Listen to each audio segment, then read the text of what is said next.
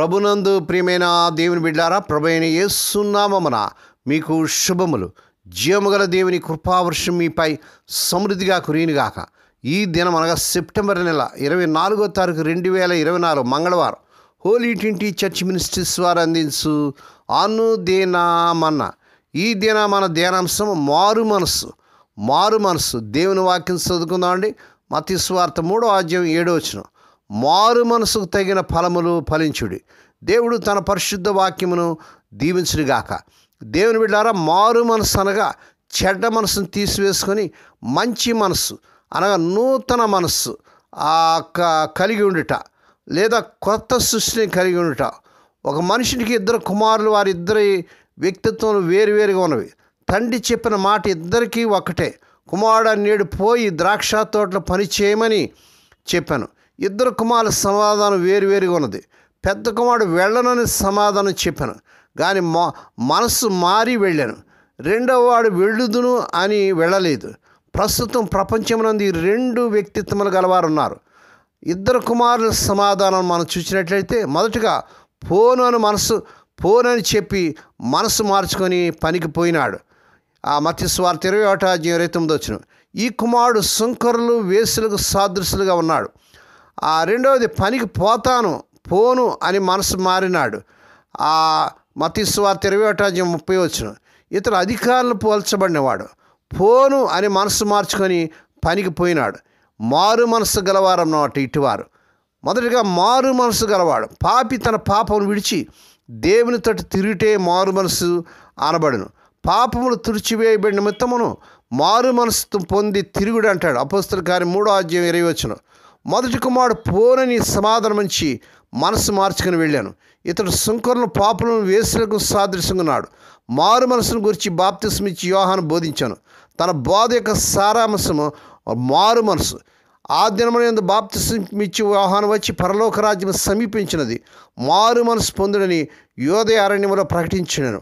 మత్తయి సువార్త 3వ అధ్యాయం 1-2 వచనాలు. అటు తర్వాత క్రీస్తు ప్రభువారు ఈ లోకానికి వచ్చారు. ఆయన కూడా పరలోక రాజ్యమును గూర్చి తన బోధన మొదలుపెట్టాను. అప్పటి నుండి యేసు క్రీస్తు ప్రభువారు పరలోక రాజ్యం సమీపించినది గనక మారు మనసు పొందుడని చెప్పాను అని ప్రకటింప మొదలుపెట్టినట్టుగా మత్తయి సువార్త 4వ అధ్యాయం 17వ వచనం చూస్తున్నాం. ప్రతి ఒక్కరూ మారు మనసు పొందాలని దేవుని ఆజ్ఞ అయినట్లుగా చూస్తున్నాం. అపోస్తలుల కార్యం 17వ అధ్యాయం 30వ వచనం. పరిశుద్ధ బైబిల్ నందు తమను తాము తగ్గించుకొని మారు మనసు మార్చుకొని దేవుని వల్ల మేలు పొందిన వారు కొందరిని గమనించదాం.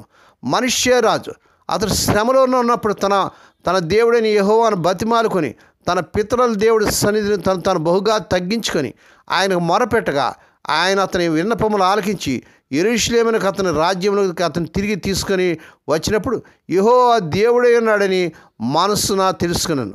2వ దినవృత్తాంతం గ్రంథం 33వ అధ్యాయం 10-13 వచనాలు దయచేసి చూడండి. తర్వాత నినేవే పట్టణస్థులు యోనా గ్రంథం 3వ అధ్యాయం 6-9 వచనాలు చూడండి. దేవుని యొద్ద నుండి వచ్చే శిక్షను తప్పించుకున్నారు. వారందరూ కూడా ఎప్పుడైతే యోనా ఆ యొక్క నినేవే పట్టణంలో సువార్త ప్రకటించాడు, వారందరూ కూడా మారు మనసు పొందారు. మారు మనసు పొంది ప్రభువుకు కృతజ్ఞతలు తెలిపారు. తప్పిపోయిన కుమారుడు దూరదేశానికి వెళ్ళి ఎవరిని ఎలాంటి సహాయం చేయనప్పుడు ఒంటరిగా ఉన్నప్పుడు తన తండ్రిని జ్ఞాపకం చేసుకున్నాడు. అప్పుడు ఆ కుమారుడు అతనితో, తండ్రి, నేను పరలోకమునికి విరోధముగాను నీ ఎదుట పాపం చేస్తాను గనుక ఇక మీదట నీ కుమారుడు అనిపించిన యోగ్యుని కానన్నాడు. లూకా సువార్త 15వ అధ్యాయం 21వ వచనం. తర్వాత రెండవ కుమారుని సమాధానం, అయ్యా పోదును అనేను కానీ పోలేదు. ఇతడ బాప్తిస్మిచ్చి యోహాను బోధల వినాన్ని ఆచరించిన పరిసయ్యులను అధికారులను పోల్చబడినాడు. మారు మనసు పొందని వారు వీరు తమ నీతిమంతుల మనసు తమ ఆచారం గురించి అతిశయించుదురే కానీ దేవునికి నిత్యం విరోధులుగా ఉండ్రి. అవిధేయులైన మూర్ఖపు జనమైనారు. దేవుని బిడ్డ, నువ్వు క్రైస్తవుడే ఎంతకాలమైంది? ఎన్ని సంవత్సరాల నుంచి మందిరానికి వెళుతున్నావు? దేవునికి ఎంత ఇచ్చినా, నువ్వు ఏమి చేసినా కూడా దేవుని బిడ్డ, నువ్వు మారు మనసు పొందకపోయినట్లయితే ఆ శిక్ష పాలవుతారని వాక్యంలో చూస్తున్నాం. కనుక దేవుని బిడ్డలారు, దేవుని వాక్యంలో మనం చూసినట్లయితే ఇక్కడ నేను వెళ్ళను పోదును అన్నాడు, కానీ అతను పోలేదు. దేవుని బిడ్డారా, మన పరిస్థితి ఎలాగుంది? లోబడనల్లని ప్రజలు ఇశ్రాయేల్ జనాంగం అంటాడు. హోషేయ గ్రంథం 7వ అధ్యాయం 10వ వచనం. పెండి విందుకు రాజు తన దాసులను పంపించను కానీ వారు రానల్లకపోయినట్లుగా మత్తయి సువార్త 22వ అధ్యాయం 5-6 వచనాలు చూస్తున్నాం. పిలువబడిన వారు పాత్రులు కారు, పిలువబడిన వారు అనేకులు కానీ ఏర్పరచబడిన వారు కొందరే అని ప్రభువారు మత్తయి సువార్త 22వ అధ్యాయం 14వ వచనం చెప్పాడు. దేవుడు మానవుని కోరిట ఏమనగా మనస్సు మార్చుకొని విధేయులైన సుంకరులు వేసులు వారికంటే ముందుగా దేవుని రాజ్యంలో ప్రవేశిస్తారు. ఆయన ఆజ్ఞలు పాటించి వారు మారు మనసు పొందినేలా వారిని మార్చును. మారు మనసు అక్కర్లేని 99 మంది నీతిమంతుల విషయం కలుగు సంతోషం కంటే మారు మనసు పొంది ఒక పాపి విషయమై పరలోకమంది ఎక్కువ సంతోషం కలుగును. లూకాసు వార్త 15వ అధ్యాయం 7వ వచనం.